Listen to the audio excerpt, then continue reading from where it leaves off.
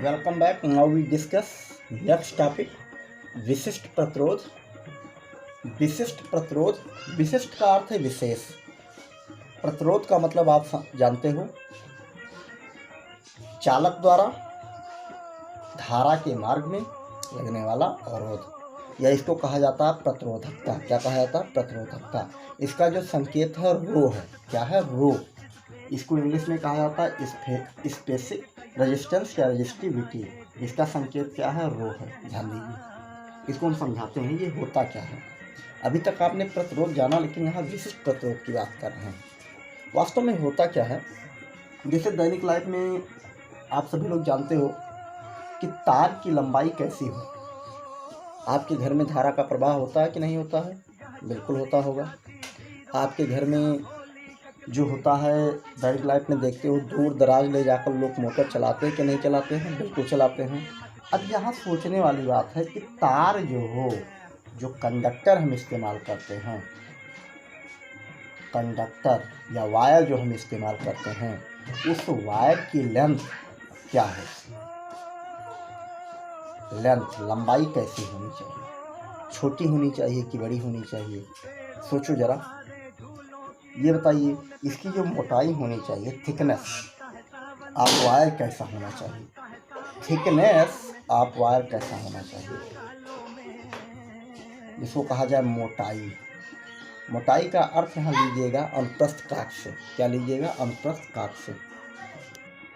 परंतु यहाँ ध्यान देने वाली बात है, जो हम तार इस्तेमाल करेंगे, वायर, जो हम तार को क्या करते हैं, उपयोग में लाते हैं, उस वायर की जो लेंथ होनी चाहिए, क्या होनी चाहिए? कम से कम होनी चाहिए।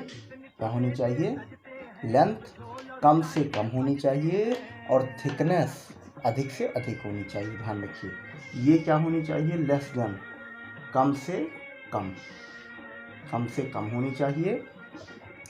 और जो थिकनेस होनी चाहिए, मोटाई जिसको कहिए, अधिक से अधिक होनी चाहिए। अब ये बताइए, आपके घर में जो लाइट हम उपयोग में लाते हैं, उसके उपयोग में लाने के लिए हम किस प्रकार के वायर का इस्तेमाल करेंगे?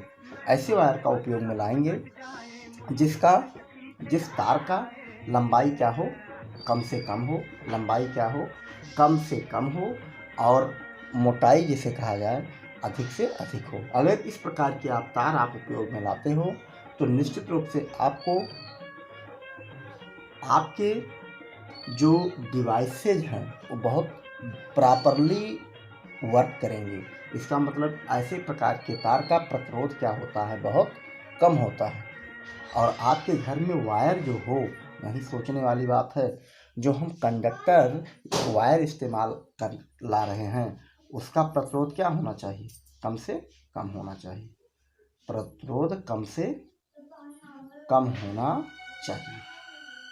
अब ये जो हम बात कह रहे हैं, ये चूँकि हम कह रहे हैं, केवल अभी आपको लग रहा है किस तरह से कह रहे हैं, लेकिन अभी देखिएगा, इसको हम गणितीय भाषा से हम प्रूव करके दिखाएंगे। गणितीय भाषा से भी हम करके दिखाएंगे कि होता कैसे है। ठीक, तो आइए जानते हैं, उस पर चर्चा करते हैं। प्रतिरोध कम से कम होना चाहिए, और प्रतिरोध कम से कम करने के लिए तार की लंबाई कम से कम और मोटाई उसकी क्या होनी चाहिए? अधिक से अधिक होनी चाहिए। तभी वो तार आपका काफ़ी सुविधाजनक माना जाएगा। जैसे दैनिक लाइफ में लोग मोटर चलाते हैं ना, दूर दराज ले जाते हैं, मोटर लगाते हैं, बहुत दूर लगा देते हैं तार। तो ये बताइए, घर से जब आप वो लेकर जाते हैं सप्लाई, घर से जब सप्लाई लेकर जाते हैं, तो आप देखते हो कि घर पर जो बल्ब जलता है, उस पर घर का जो वोल्टेज होता है हाई होता है। लेकिन जहाँ आप मोटर चलाते हो, वहाँ पर आप देखते हो अक्सर वोल्टेज क्या हो जाता है? लो हो जाता है। महसूस किए होंगे। घर से जब आप तार बहुत दूर लेकर जाते हो, जैसे 1 किलोमीटर आप कर दीजिए, 500 सेंटीमीटर कर दीजिए, इस स्थिति में अगर आप देखें, तो आप देखते हो यहाँ पर जो वोल्टेज होता है, क्या होता है? वोल्टेज क्या हो जाता है? कम हो जाता है। इसका मतलब अवरोध का मान, तार के अवरोध का मतलब प्रतिरोध कहिए, प्रतिरोध का मान क्या हो जाएगा? ज़्यादा हो जाएगा। जितने लंबा तार होगा, उसका प्रतिरोध का मान क्या हो जाएगा? ज़्यादा हो जाएगा। इस स्थिति में आपको यहाँ पर बहुत बेहतर वोल्टेज नहीं मिलेगा। तो ये दैनिक लाइफ में आप फीलिंग भी किए होंगे, जैसे तमाम लोग इस समय मोटर चलाते हैं ले जाकर दूर दराज, तो फील कर सकते हो। तो यहाँ पर हम विशेष चर्चा करते हैं विशिष्ट प्रतिरोध और प्रतिरोधकता पर। आगे हम बढ़ाने के लिए सबसे पहले कुछ लिखेंगे, विचार करते हैं प्रयोग के आधार पर। क्या लिखा जाएगा? प्रयोग के आधार पर, बाई एक्सपेरिमेंट,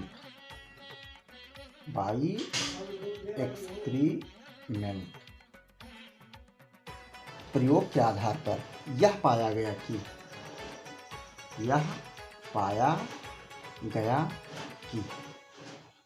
क्या पाया गया? Find that's what's. प्रयोग के आधार पर यह पाया गया कि जो प्रतिरोध होता है, प्रतिरोध निम्न बात पर निर्भर करता है। निम्न बात पर क्या करता है? निर्भर करता है। किस बात पर निर्भर करता है? निम्न बात पर। और निम्न बात कौन सी है, इस पर बात करते हैं।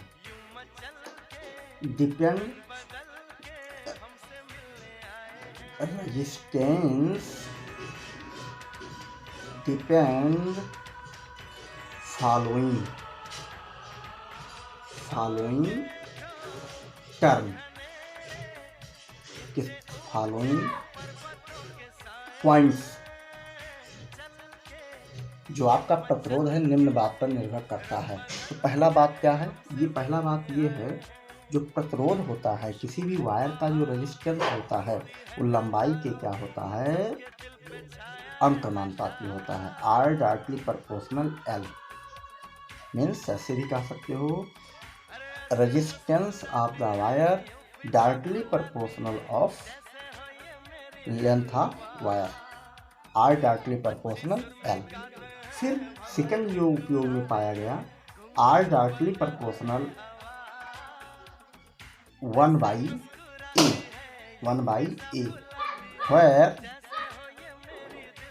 where L क्या है? लेंथ है और A क्या है? क्रॉस सेक्शन है। क्या है? क्रॉस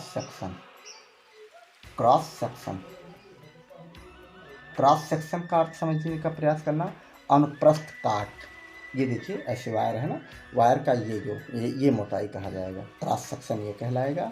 और लंबाई आपका ये होगा। जैसे दैनिक लाइफ में तार आप देखे होंगे ना, तो ध्यान दीजिए ऐसे तार होता है, बड़ा को हम दिखा देते हैं। ऐसे कुछ तार होता है लंबवृत्तीय बेलन के आकार का, होता है कि नहीं होता है? ऐसे कुछ, ठीक। इसका मतलब ये होता है यहाँ का क्षेत्रफल A, ये है क्रॉस सेक्शन, ठीक। और ये जो लेंथ है ये हो जाएगा लंबाई, ठीक। तो प्रयोग के आधार पर ये पाया गया प्रतिरोध जो होता है लंबाई के क्या होता है? अनुक्रमानुपाती, और प्रतिरोध जो होता है उसके अनुप्रस्थ काट क्रॉस सेक्शन के क्या होता है? इनवर्सली प्रोपोर्शनल होता है। क्या होता है? Inversely proportional. तो इस 2 पॉइंट्स को आप फीड करें अपने मस्तिष्क में। इस 2 पॉइंट्स को अगर आप फीड करेंगे तो इस दोनों पॉइंट्स की सहायता से हम क्या लिख सकते हैं? फ्रॉम एबव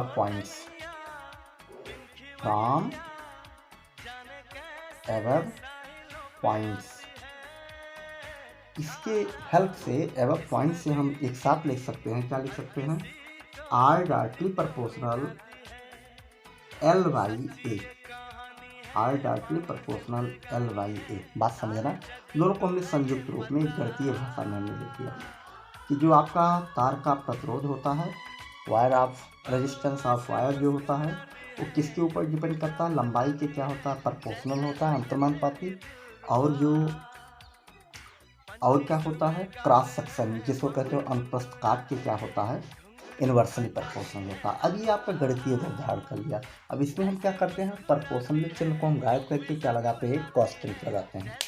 क्या लगाते हैं? एक कांस्टेंट लगाते हैं। विज्ञान में या किसी भी गणितीय इक्वेशन के अंतर्गत जब यूनिवर्सली प्रोपोर्शनल या प्रोपोर्शनल का साइन होता है तो उसको रिमूव करने के लिए हम क्या करते हैं? कांस्टेंट प्लेस करते हैं।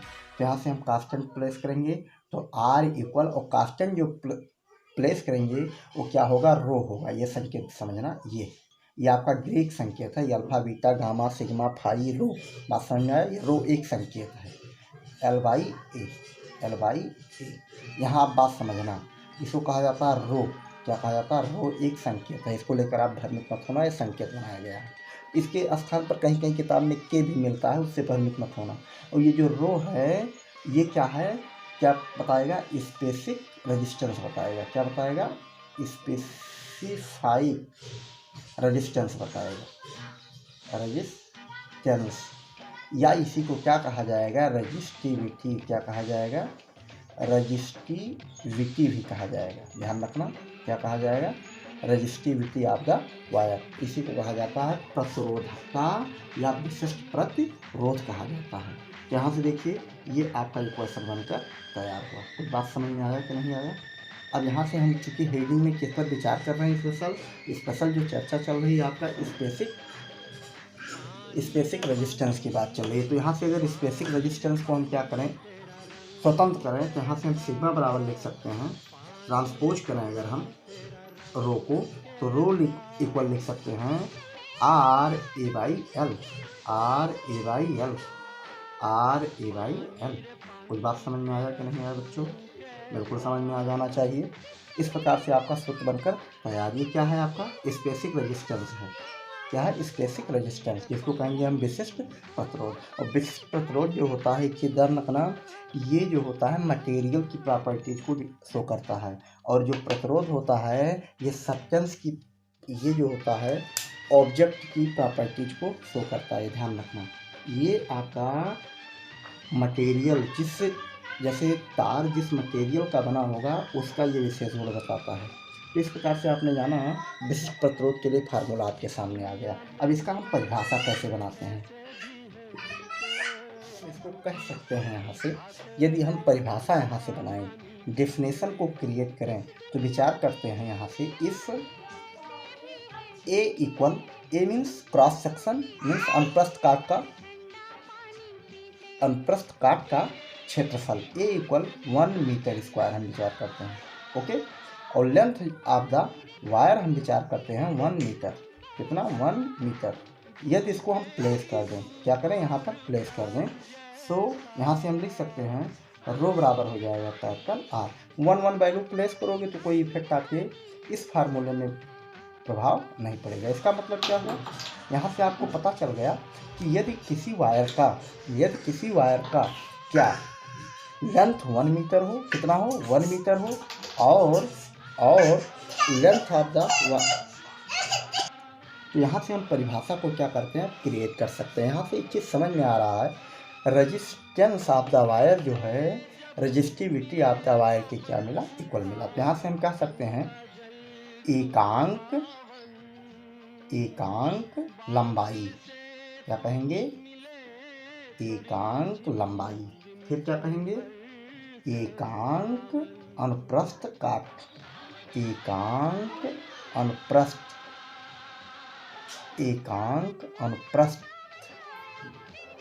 काट का क्षेत्रफल। ध्यान दीजिए, एकांक लंबाई, एकांक अनुप्रस्थ काट का क्षेत्रफल। तार वाले पदार्थ,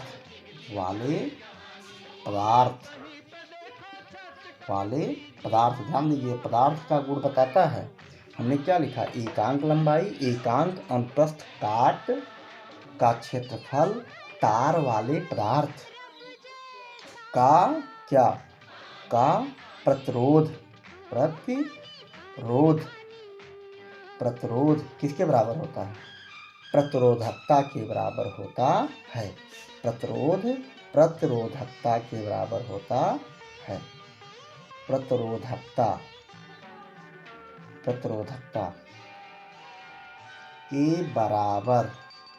के बराबर होता है। इस प्रकार से आपने इसका परिभाषा भी बना लिया, आसानी से बन गया। लंबाई को हमने क्या माना? एकांक मान लिया। अनुप्रस्थ काट का क्षेत्रफल हमने क्या माना? क्रॉस सेक्शन एरिया हमने क्या माना? एकांक मान लिया, यूनिट। तो जिस तार का ऐसी स्थिति बनेगा जिसकी लंबाई 1 हो और क्रॉस सेक्शन ऑफ एरिया 1 हो, तो उस तार वाले पदार्थ का प्रतिरोध जो होगा प्रतिरोधकता के क्या होगा, बराबर होगा। या ऐसा भी कह सकते हो उस पदार्थ का प्रतिरोधकता जो है प्रतिरोध के क्या होगा, बराबर होगा। इस प्रकार से आपने इसका परिभाषा भी जान लिया। अगर इसकी मात्रक की बात करें, मात्रक तो क्या होगा, सोच कर बताइए। मात्रक या फिर इंग्लिश में लिख सकते हो unit length, unit cross section area of the wire that substance of resistance equal to the resistivity. ऐसे भी कह सकते हो unit length, unit cross section, unit cross section of area, unit cross section of area, section of area, area wire of substance, wire of substance, wire of substance resistivity equal to the resistance,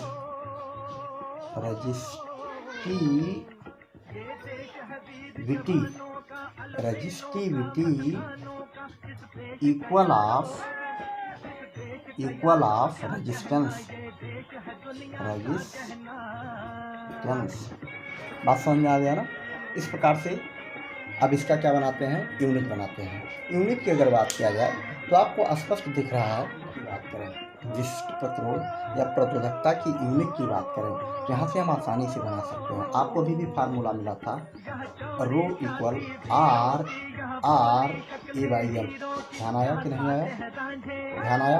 अब यहाँ से हमको क्या बनाना है, unit बनाना है। तो unit अगर आपको बनाना हो तो इसकी सहायता ले सकते हैं।